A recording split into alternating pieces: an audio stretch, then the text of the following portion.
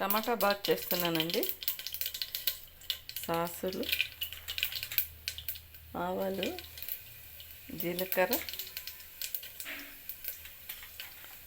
మినప్పప్పు అండి,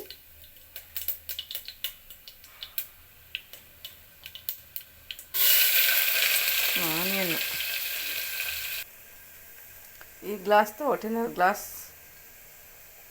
గ్లాస్ అండి బియ్యం, 1.25 గ్లాస్ బియ్యం అండి. 1.25కి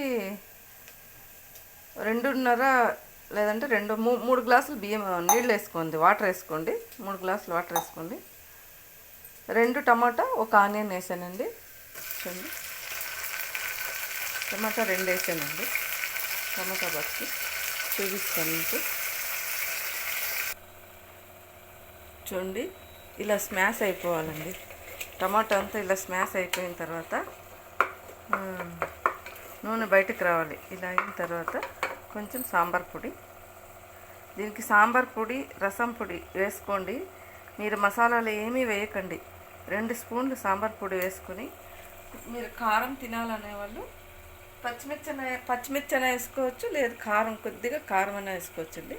నేను కొద్దిగా కారం వేస్తున్నాను.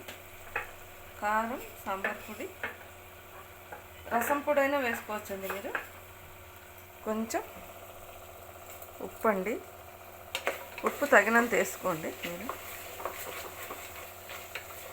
కొంచెం పసుపు వేసుకోండి,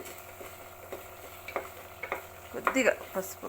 చూడండి, ఇలా అయిన తర్వాత వాటర్ వేయాలండి.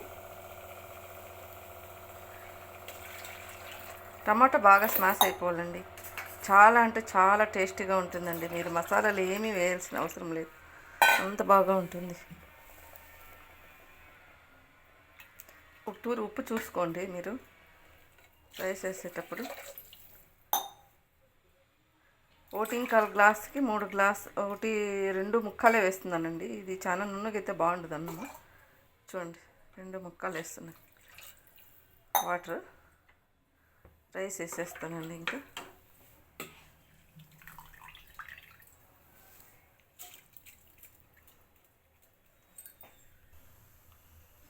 చూడండి, కొత్తిమీర వేస్తున్నాను. రైస్ వేసేసాను, కొత్తిమీర వేస్తున్నాను. కలిపేసి 1 సిటీ లేదా 2 సిటీలు తీసుకోండి. మీ మంట ఎంత పెట్టుకుంటారో చూసుకొని తీసుకోండి.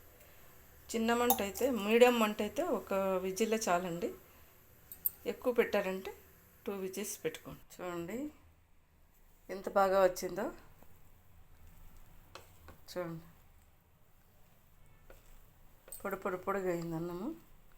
ముసలి బియ్యమేనండి, నేనేమో బాస్మతి రైస్ వేయలేదు. చాలా బాగుంటుంది. చూడండి, పొడిగా టేస్ట్ అయితే సూపర్గా ఉంటుందండి. సాంబార్ పొడి కానీ రసం పొడి కానీ వేయండి. 2 స్పూన్లు 1.25 గ్లాస్కి చాలా బాగుంటుంది. రాయితాతో తినండి, బాగుంటుంది. పెరుగు, ఆనియన్, దోసకాయ వేసుకొని రాయితాతో తినండి, చాలా బాగుంటుందండి. చూడండి, ఓకేనండి, మీరు కూడా చేసుకోండి, చాలా బాగుంటుంది. మసాలాలు ఏమీ వేయకండి, ఇలాగే చేయండి, చాలా బాగుంటుంది. ఓకేనండి.